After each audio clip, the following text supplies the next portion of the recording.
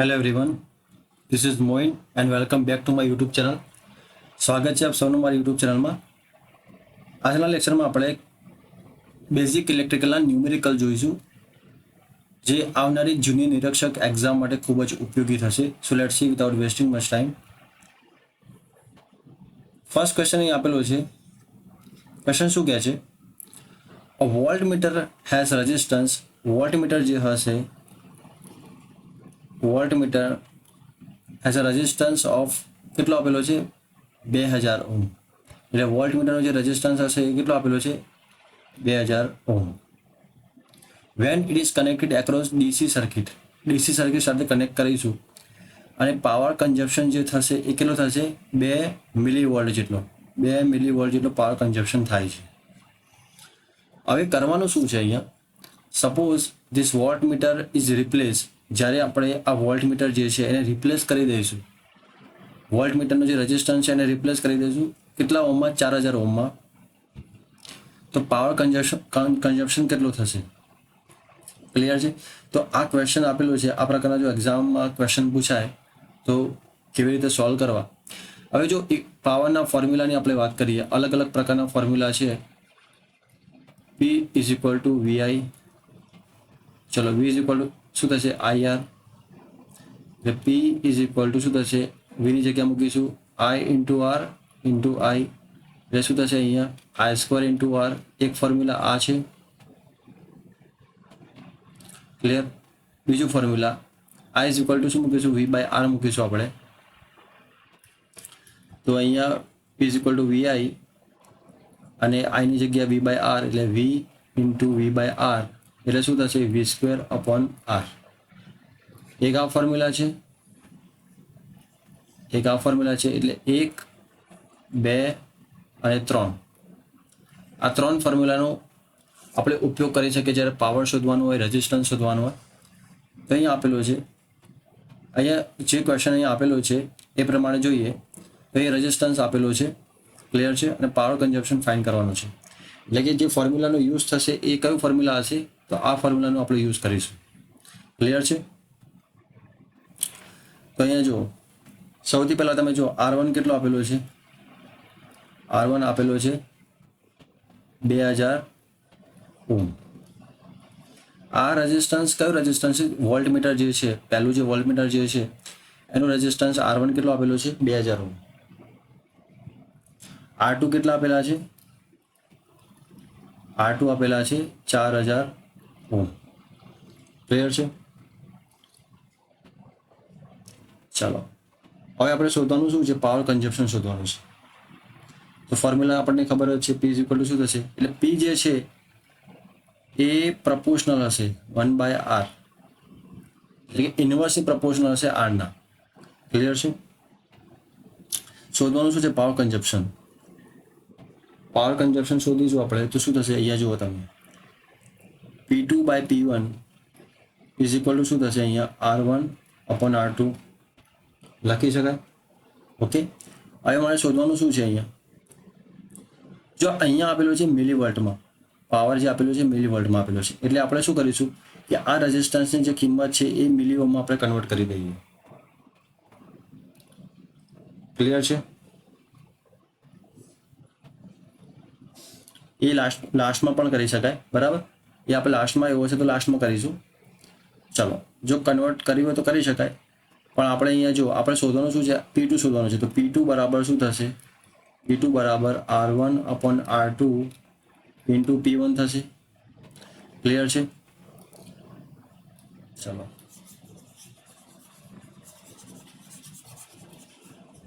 હવે આપણે જસ્ટ અહીંયા શું કરીશું? જસ્ટ કિંમત મૂકવાની છે.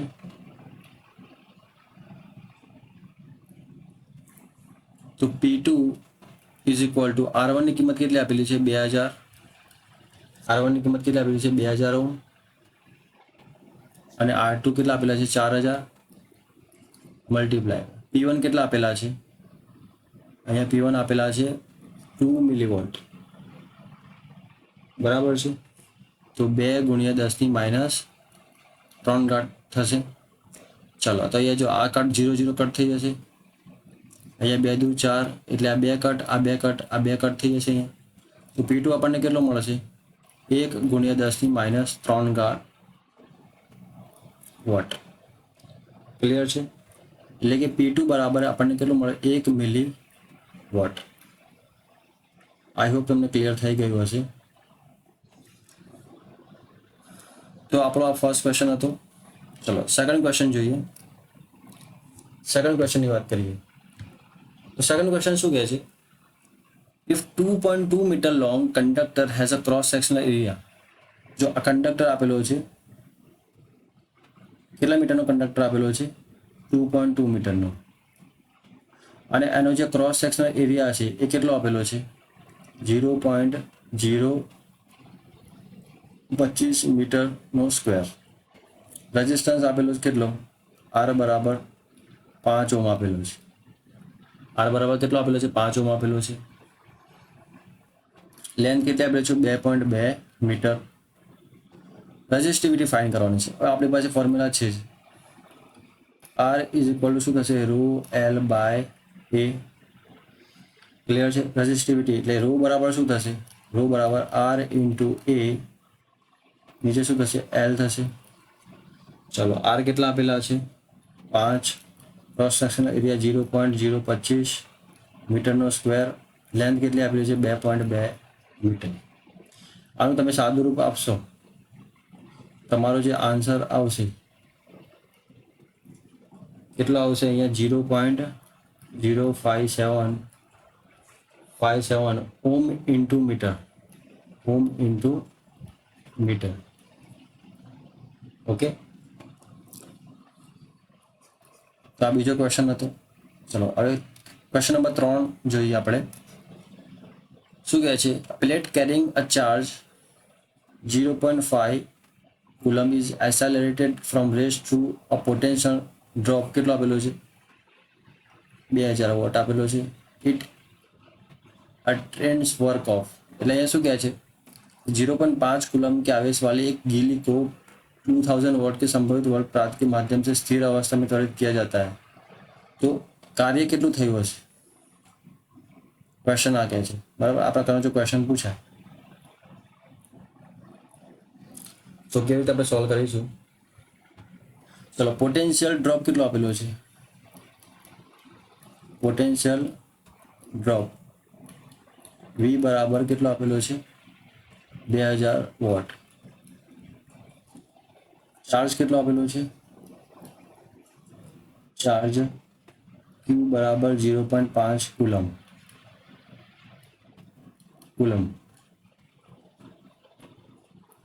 ચલો, વર્ક કેટલું થયું હશે એ આપણે શોધવાનું છે. આમાં ફોર્મ્યુલા જો તમને આવડતા હશે, ફોર્મ્યુલા ખ્યાલ હશે તો તમે સોલ્વ કરી શકશો. તો ફોર્મ્યુલા શું થશે? Formula V is equal two W/Q. આ ફોર્મ્યુલા બેઝ આપણે સોલ્વ કરીશું. ચલો, તો W આપણે શોધવાનું છે. W ઇઝ ઇક્વલ ટુ શું થશે? V × Q. તો V કેટલા આપેલા છે? 2000 વોટ. ચાર્જ કેટલો? 0.5. એટલે કેટલા જૂલ કાર્ય થયું હશે? 1000 જૂલ. સિમ્પલ છે. તો કે 2000 × 5/10 કરીશું. 0 કટ, 200/5 એટલે 1000. આપણો આન્સર આવી ગયો. એટલે છે આપણા કને પણ ક્વેશ્ચન બેઝિક પૂછાઈ શકે. ચલો નેક્સ્ટ ક્વેશ્ચન જોઈએ આપણે. A conductor carry current. Conductor કેટલો કરંટ કેરી કરે છે? Conductor carry current 4 ampere. 4 ampere જેટલો કરંટ કેરી કરે છે. If magnitude of charge of an electron કેટલો આપેલું છે? 1.6 × 10⁻19 કુલમ જેટલો ચાર્જ આપેલો છે. તો કેટલા નંબર્સ ઓફ ઇલેક્ટ્રોન ફ્લો થશે ક્રોસ સેક્શન પર સેકન્ડ? તો અહીંયા જો, અહીંયા શું કહે છે? एक चालक में 4 एम्पियर की धारा प्रवाहित होती है. यदि एक इलेक्ट्रॉन 1.6 × 10⁻14 कूलम के आवेश का परिणाम हो तो प्रति सेकंड -19 આવશે. 19 છે. प्रति सेकंड अनुप्रस्थ काट में प्रवाहित होने वाले इलेक्ट्रॉन की संख्या. इलेक्ट्रॉन की संख्या शोधવાની છે. જો આપણી પાસે ફોર્મ્યુલા છે I = શું થશે? I is equal to Q by T. અને Q બરાબર સૂત્ર શું છે? Q is equal to NE. બસ આ સૂત્ર આપણે વાપરવાનું છે. I is equal to શું થશે? NE by T. ચાલો, નંબર્સ ઓફ ઇલેક્ટ્રોનની સંખ્યા શોધવાની છે, તો I into T upon E. ચલો, I કેટલા આપેલા છે? 4 એમ્પિયર આપેલા છે. સમય કેટલો આપેલો છે? 1 સેકન્ડ. અહીં શું કીધું? જો 4 ampere magnitude of charge of electron આપેલું છે. Coulomb then number of electron flow through per second કીધું છે, એટલે અહીંયા 1 જ આવશે. ચલો, અને E બરાબર કેટલા છે? 1.6 × 10⁻19 કુલમ. ચલો, આનું સાદું રૂપ આપશો તમે તો આન્સર આવશે 2.5 × 10⁻19. બરાબર. આ પ્રકારના પણ ક્વેશ્ચન એક્ઝામમાં પૂછાઈ શકે. નેક્સ્ટ વાત કરીએ. ક્વેશ્ચન શું કહે છે? The electrons relaxation time of matter. એ બરાબર કેટલો આપેલો છે? 2.7 × 10⁻4 સેકન્ડ. અને બી બરાબર કેટલો આપેલો છે? 1.35 × 10⁻4 second. Relaxation of resistivity of B to resistivity of A will be કેટલા થશે? ચલો, આ પ્રકારના જો ક્વેશ્ચન પૂછાય તો કેવી રીતે સોલ્વ કરવા એ ખાસ સમજો. ચાલો, રિલેક્સેશન જે અહીંયા આપેલું છે, હિન્દીમાં વિશ્રામ આપેલો છે શબ્દ, બરાબર. ચાલો, રિલેક્સેશન ટાઈમ ઓફ મેટલ, એના માટે આપણે વાત કરીએ કે રિલેક્સેશન ટાઈમ ઓફ મેટલ એ કેટલા આપેલા છે? 2.7 × 10⁻4. ચાલો, બીજું એ સમય કેટલો આપેલો છે? બી બરાબર કેટલા છે? અહીં 1.35 × 10⁻4 સેકન્ડ. એટલે હવે જો અહીંયા શું કીધું છે? A resistivity of their relaxation of resistivity of B to resistivity of A will be કેટલી થશે આમ? ચાલો, તો રેઝિસ્ટિવિટી જે છે તમને ખ્યાલ જ છે. આપણે આ રિલેશન કદાચ ખ્યાલ હોય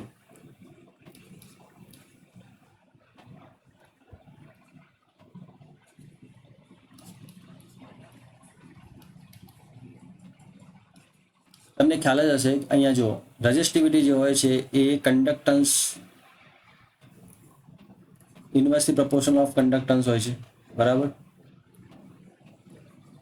આ પ્રોપર્ટી જે છે એ ઇન્વર્સલી પ્રપોર્શનલ હોય છે. તો અહીંયા ઇલેક્ટ્રોન રિલેક્સેશન ટાઈમ મેટલ આપેલો છે, એનો આપેલો છે સમય, અને બીનો સમય આપેલો છે. તો B to resistivity of A will be કેટલી થશે અહીંયા?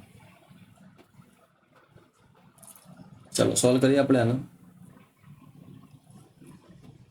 તો 2.7, જો અહીંયા આ ફોર્મ્યુલા જે છે એમાં જસ્ટ કિંમત મૂકવાની છે, એટલે આ ઉપર જશે, છેદનો છેદ અંશમાં જશે. એટલે આમાં સૂત્ર કયા પ્રકારનું સૂત્ર બનશે અહીંયા ખાસ સમજો. સૂત્ર બનશે અહીંયા R B upon RA is equal to GA upon GB, એટલે કે 2.7 × 10⁻4 અને 1.35 × 10⁻4. આનું સાદું રૂપ તમે આપશો તો કેટલું મળશે તમને? 2. ક્લિયર છે? ચલો, નેક્સ્ટ વાત કરીએ. નેક્સ્ટ ક્વેશ્ચન શું કહે છે? What is power consume by the resistor of 20 ohm connected across 100 volt source? એકદમ ઇઝી ક્વેશ્ચન છે. P is equal to V² by R. આ ફોર્મ્યુલા યુઝ કરશો કેમ કે રજિસ્ટર આપેલો છે અહીંયા અને સોર્સ આપેલો છે. ક્લિયર? તો શું થશે ફોર્મ્યુલા? 100 × 100. R કેટલો આપેલો છે? 20. 1 0 કટ, અહીંયા 5 દુ 10, એટલે કેટલા થશે અહીંયા? 500 વોટ. ચલો, નેક્સ્ટ વાત કરીએ. A light bulb draw 300 milli when voltage across it, કેટલો વોલ્ટેજ આપેલો છે? 240 વોલ્ટ. તો રેઝિસ્ટન્સ કેટલો થશે લાઇટ ઓફ બલ્બનું?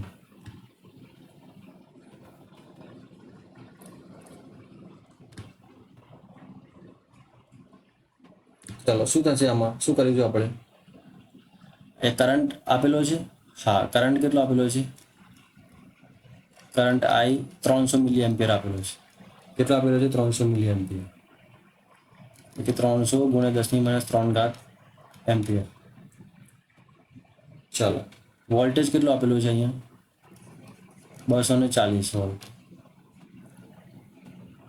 ઓકે, તો V is equal two formula છે IR. ચલો V કેટલા આપેલા છે? 240. ચલો I કેટલા આપેલા છે? 300 માઇનસ 10⁻³ ઇઝ ઇક્વલ ટુ શું થશે? R થશે. ક્લિયર છે?